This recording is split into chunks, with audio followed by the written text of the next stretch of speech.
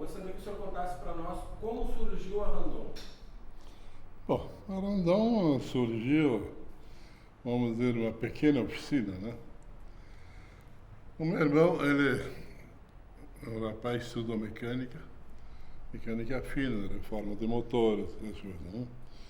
E eu trabalhei na ferraria do meu pai. Meu pai tinha uma ferraria, fazia ferramenta agrícola, né? Eu, dos 14 aos 18 anos, eu trabalhei com meu pai. E o meu irmão foi aprender no ofício dele, ele era 4 anos mais velho do que eu. Aí quando eu fui para o exército, ele veio para casa, então, na oficina do pai, e montou a oficinazinha dele, reforma de motores. Aí começou, então, automaticamente. Em janeiro de 49, eu saí do terceiro exército, né? E fui trabalhar junto com ele, então tínhamos eu e ele sozinho, em mecânica, né? Reforma de motores, essas coisas tudo, né? Pequena. Eu e ele, mais uma pessoa, né? 49. Já em 51, nós já havíamos uma sociedade com o Rossi de fazer umas máquinas de tipografias, né? De impressora, né? Fizemos 12 máquinas de impressora. Meu irmão era muito inteligente, ele tinha a desenvolver mecânica, sabia muito, né? Bom, aí em 51, aí incendiou toda a oficina, queimou tudo. Então, zero de novo, né? Mas não se desistiu, né? O nosso sócio parou, não quis mais nada. Então nós construímos um pavilhãozinho pequeno, tá? E aqui apareceu um amigo meu me trazendo um italiano com a ideia de fazer freios para reboque. Não mexia nada com freios, essas coisas. E nós aceitamos a ideia dele e fizemos. E em 53 nós fizemos sociedade com ele. Então. Começamos a fazer o freio para reboque, esses reboques, puxar madeira de Caxias para Porto Alegre, para Caria, por aí. E a serra aqui, sabe, é pesada, né? Ficava sem freio. Então nós fizemos um freio pesado, freio de ar, freio ar. E começou a ter bastante serviço. O resultado, é que nós saímos de uma oficina de reforma de motores e entramos numa coisa de implemento para o transporte.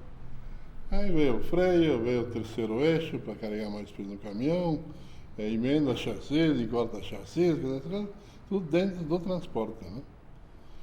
O que aconteceu? Aí botamos o terceiro eixo, porque os caminhões Alfa Romeo, por exemplo, que eram mais pesados, não aguentavam os pneus da carga que nós botávamos em cima, então foi adaptado um outro eixo atrás, menor, de pneu menor, para botar mais 5, 6 mil quilos em cima, né? Para o pneu aguentar, né? O caminhão tinha capacidade.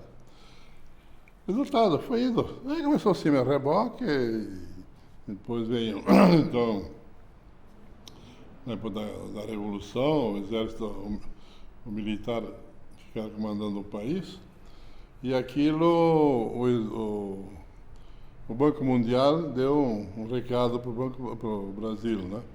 Que se eles não limitassem o peso nos caminhões, eles não financiariam mais a estrada, asfalto, porque tudo era financiado para o Brasil, né?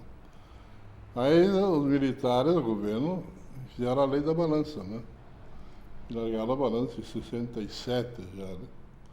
Eles entraram em 64. Fizeram a lei da balança em 67. Aí mudou, aí deu um barulho danado, porque caminhões que carregavam 25 toneladas com terceiro eixo só, ia carregar 15 toneladas, 16 toneladas. Aí tinha que ser uma carreta.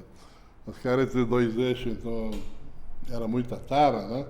Carregava pouco. Aí o meu irmão Ercílio, ele desenvolveu, então, a carreta de 3 eixos, para comparar com o caminhão cavalo mecânico, Scania, Alfa Romeo, Mercedes, que dava uma carga líquida de 25, 26 toneladas de carga, né? Aí resolvia completamente certo o problema do caminhão. Aí começou mais serviço e isso foi embora, né, daqui. Agora, numa época que em 1970, então, naquele ano nós produzimos 700 unidades semi-reboque, já ia produzindo, né? Mas um ano eu fui ver uma exposição na Itália e na Alemanha. lá em Milano e em Hannover. Caminhões, caretas, remolques, tudo que se transporta, né? Aí eu vi lá o que faziam, o que produziam, o que vendiam, né? E mais ou menos nós estavam, os produtos eram quase que igual, assim, tinha muita diferença, né? Resultado, quando eu voltei, eu disse para o meu irmão, nós fizemos 700 unidades esse ano, vamos fazer e tal, né? Mas vamos fazer uma fábrica para fazer 1000 unidades por mês, né? 700 num ano, fazer 1000 por mês, é pouca diferença, né? Mas eu tinha falado com ele tudo, por quê, né? Eu via que o Brasil com 80 mil habitantes naquela época, né? Já, em 1970. E lá a Itália e a Alemanha tinham 100 e poucos mil, 110 milhões de habitantes, e aqui tinha 80 milhões, né? O resultado, o Brasil é grande, o transporte aqui é tudo caminhão, viu? A maioria, né? Nós só podemos ter êxito com isso aí. E fizemos um projeto. Fizemos um projeto aí para fazer 1000 unidades por mês. Em 1974, inauguramos uma fábrica. Não desse tamanho, né? Mas no projeto já... O projeto era 80 mil metros quadrados de área construída, nós fizemos 40 mil, né? Mas dentro do projeto, em seguida. Depois de 15 anos, mais ou menos, nós alcançamos a 1000 unidades por mês, né? É que foi... Eu posso dizer que a abertura para nós, assim, do transporte, foi aquela viagem, né?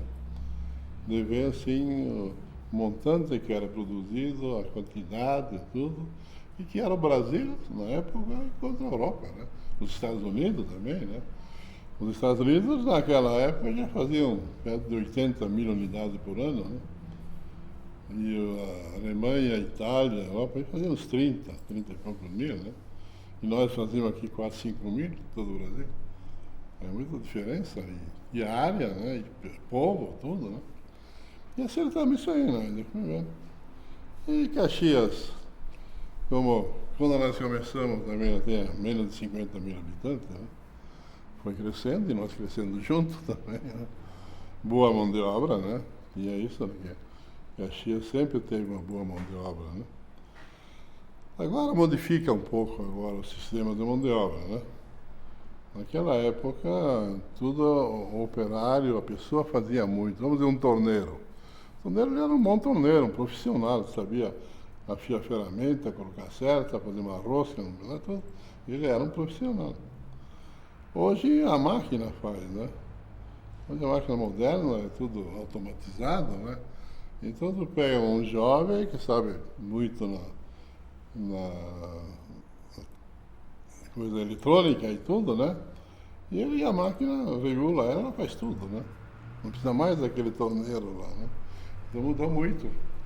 Então ali a mão de obra se torna mais comum, né? Onde que se ia se buscar uma grande mão de obra que lá para o centro do país não tinha tanta mão de obra, era mais fácil aqui, então era mais fácil crescer também, né? Essas diferenças, né, de custo, uma mão de obra aqui no sul, o custo do centro, né? Porque na realidade, você vai ver, o nosso lugar não seria sido aqui em Caxias, a maioria do produto era em São Paulo, né? Mas, porém, os caminhoneiros, os transportadores do sul é que começaram mais com o caminhão pesado, né? Lá para o norte, no nordeste, era caminhão mais leve, né? Mas aqui o caminhão pesado, basta dizer que todos os lançamentos das fábricas de caminhões faziam sempre aqui no sul, né?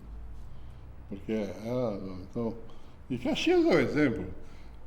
Redor aqui, Bento, Garibaldi, Antônio Prado, isso ali. Esse pessoal que vieram, os imigrantes, chegaram ali, receberam suas colônias, compraram suas colônias, pagaram. Não é o sem terra hoje que era inteira, não. Naquela que tinha terra à vontade, não tinha ninguém aqui. Eles compraram e pagaram. Meu avô foi um. Comprou e pagou a terra dele aqui em Caxias, né?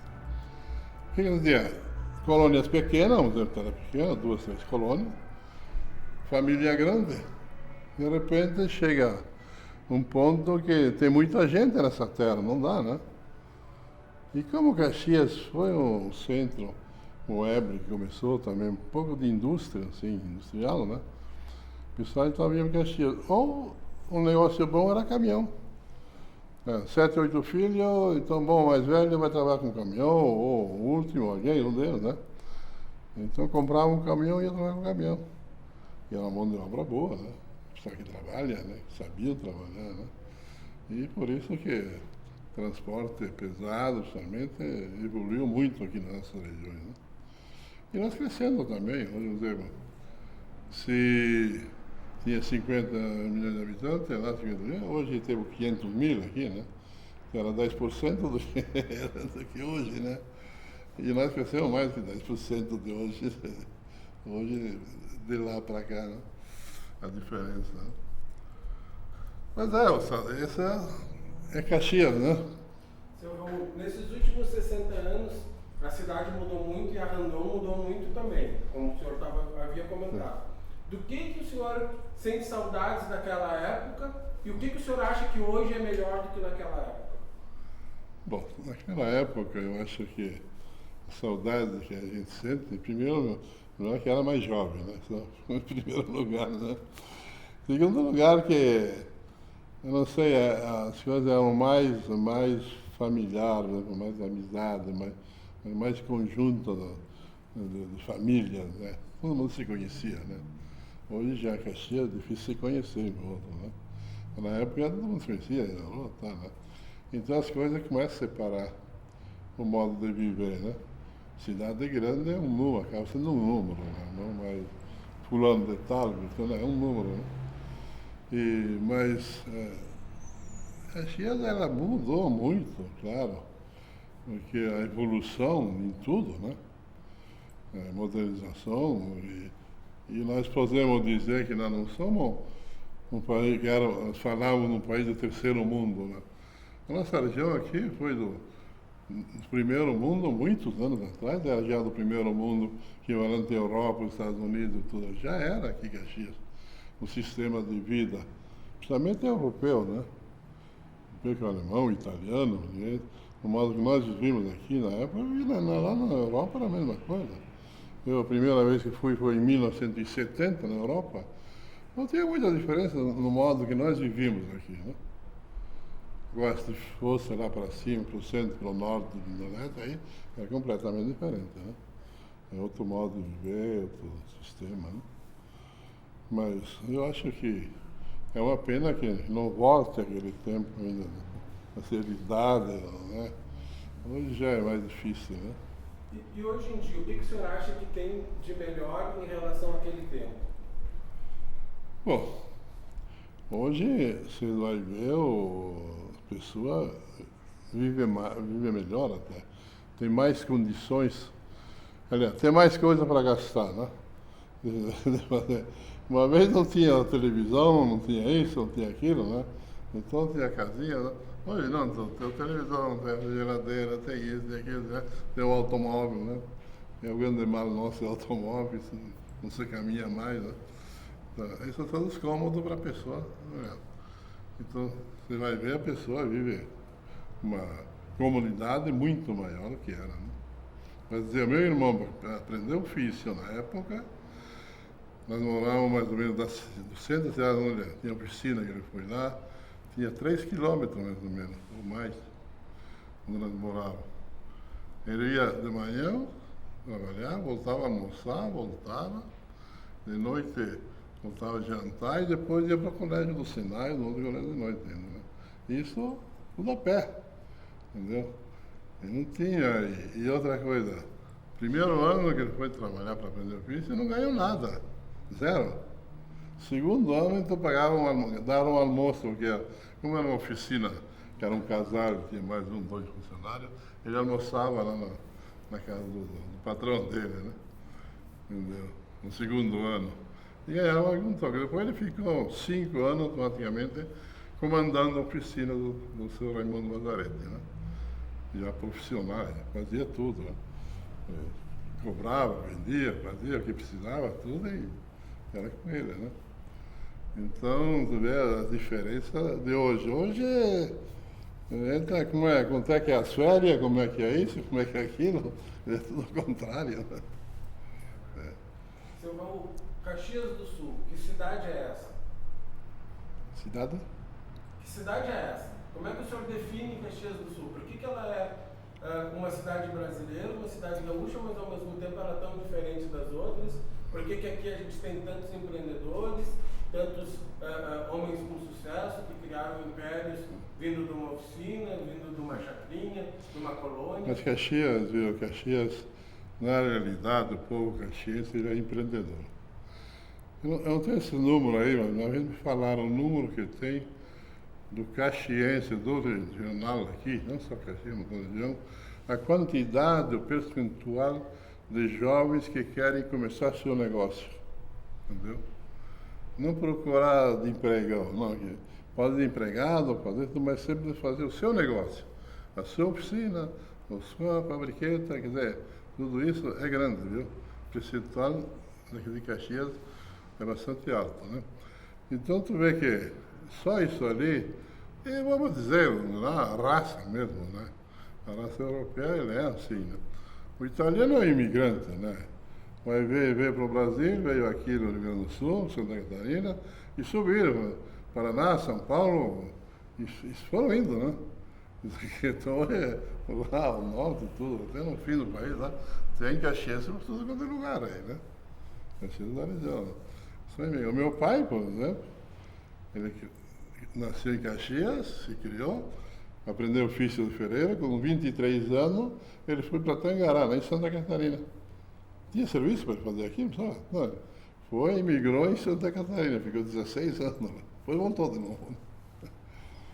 É interessante isso aí, né? Mas é uma cidade boa, né? O pessoal tem muito é que o pessoal trabalha, né? O pai trabalha, o filho trabalha, a mulher trabalha, todo mundo não trabalha dentro de acordo de guardar as coisas e fazer, né? Não tem isso. Nós temos, infelizmente, eu sempre digo que as leis que nós temos trabalhistas, para nós aqui no Sul, é um desastre para a juventude, né? Nós temos uma plantação de macieira ali, né? Mas para colher maçã, que é uma fruta, que tu pode chegar e comer ela, né? A pessoa tem que ter no mínimo 18 anos para fazer esse serviço. Como é que se pode fazer isso aí, né? Isso é uma coisa que devia, um jovem de 12 anos poder estar fazendo isso aí, né? É só tirar maçã, não é coisa. Isso também. E aqui pode ver que nas colônias e tudo, os filhos vão na roça junto com o pai, a mãe, o vizinho, há 5, 6 anos, você já vai lá, ou puxa enxada, ou faz aquilo, ou puxa o cavalo, né? Tudo fazem, tudo trabalha, né? Mas não são escravos, não. Vivem bem, né? Vivem dentro de uma alegria, né? Cantam, dançam. Seu Raul, Caxias do Sul tem a fama de ser uma cidade muito trabalhadora, né? E ao mesmo tempo, a gente vê que os grandes empresários de Caxias do Sul optaram por continuar aqui. Eles, mesmo sabendo que hoje eles vendem mais para fora do país ou mais para o centro do país, eles continuam morando aqui em Caxias do Sul. A que o senhor atribui o fato do caxiense dificilmente sair de Caxias no momento que ele já está numa fase já de crescimento e expansão? É que o viver de Caxias, hoje das pessoas, também tem que se conhece, né? Pessoa que se conhece, é um viver familiar, alegre, né? Não é estar escondido de tudo, não aparecer nada, não. Vai em sociedade mesmo, essa coisa tudo, né? Tem uma Câmara de Indústria e Comércio, por exemplo, pedindo os empresários, tem outra do comércio, tem uma série de coisas aí que o pessoal se une, se ajudam, né? É a comunidade, né? Às vezes há um interesse assim, não só interesse financeiro, não. Há interesse popular, né? Popular de se ajudar mesmo, né? Nós aqui, eu tenho, por exemplo, o Florescer, é um sistema para gurizada, né? Dos 7 anos aos 14 anos, é um colégio que está meio-dia no colégio e meio-dia com nós. Eles vão treinando ele, depois veio qualificar dos 14 aos 18, 16 anos, depois vem então o Senai aos 18 anos. Tudo. Imagina, nós estamos já com 6, 7 colégios, temos 1.200 jovens, né? Tudo isso aí. está saindo os profissionais aí, é espetacular. O comportamento deles, tudo, né?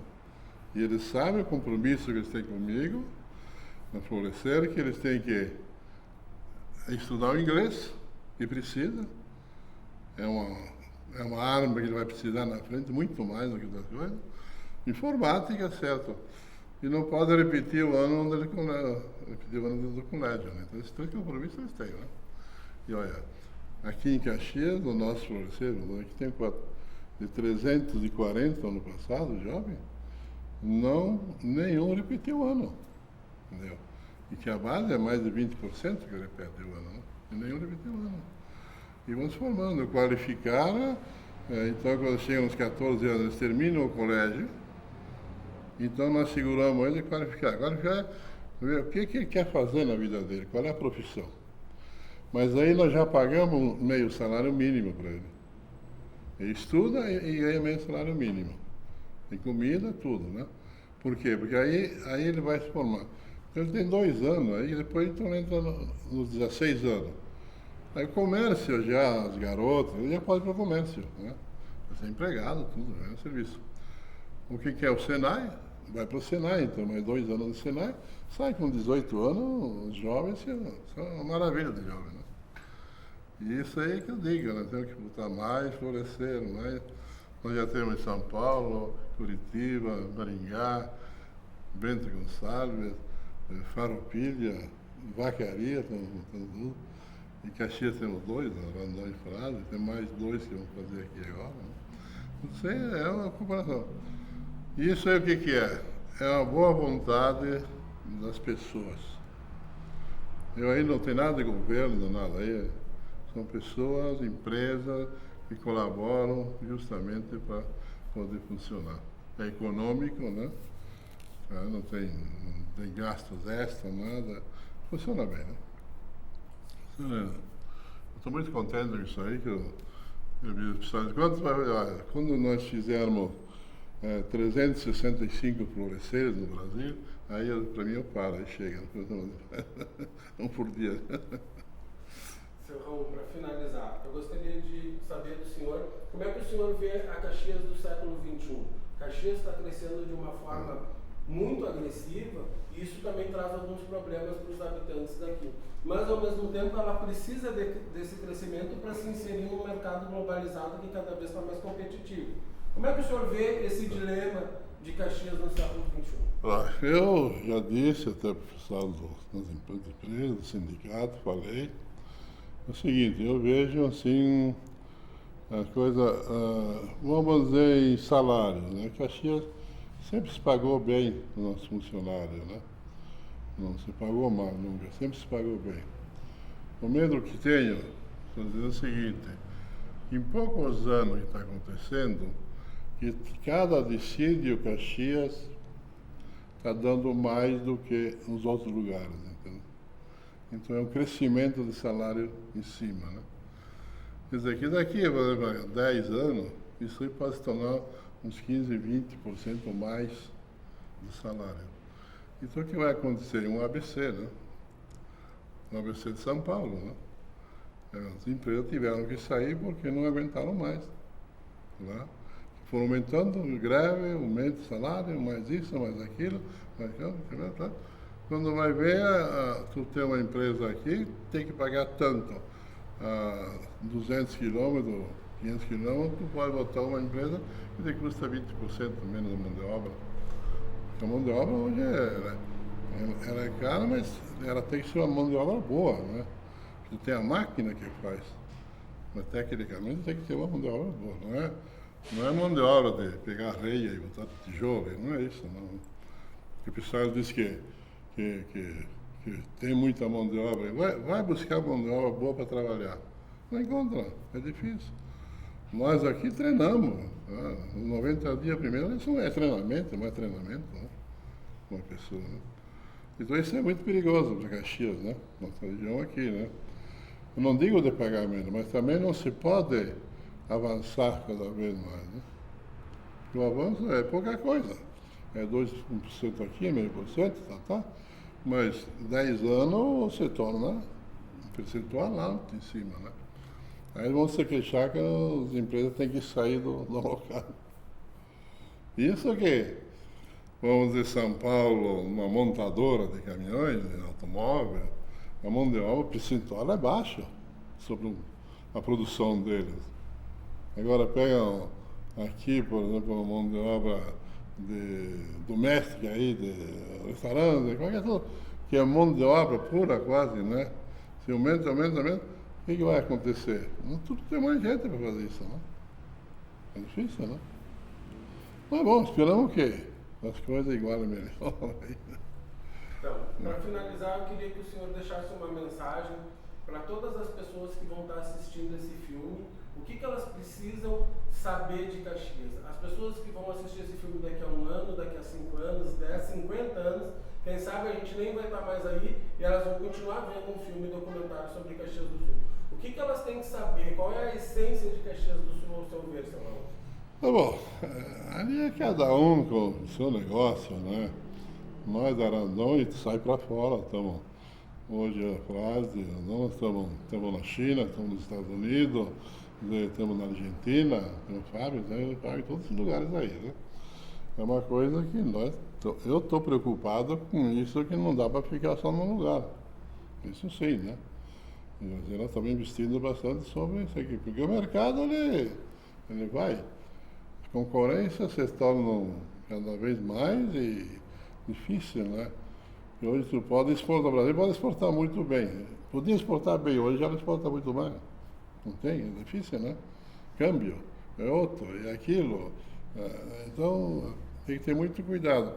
Caxias nós temos essa vantagem do pessoal que trabalha bem e tudo, mas hoje, nós temos uma firma na Argentina, nós temos uma firma em São Paulo, em Guarulhos, a produção lá. Produção de Guarulhos aqui, o pessoal que trabalha mais ou menos é igual, né? Não tem nada a dizer que aqui é melhor do que lá. Não tem mais isso aí, né? Não, porque as coisas difíceis a máquina faz, né? Então o operário ele usa mais para comandar a máquina, né? Não é mais, bom, isso aqui está torto, eu tenho que endireitar, não. A máquina já faz isso aí. Então, pessoal que para mim que estão aqui, eu acho que o clima é bom, Caxias é um clima ótimo de se trabalhar, né? Quer dizer que é muita coisa boa, né? Não pode dizer que não, né? Que às vezes no outro lugar não tem, né?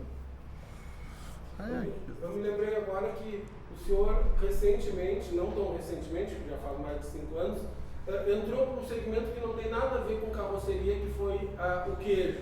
Né? E que é um imenso sucesso. O queijo é exportado, as pessoas adoram, ele custa caro.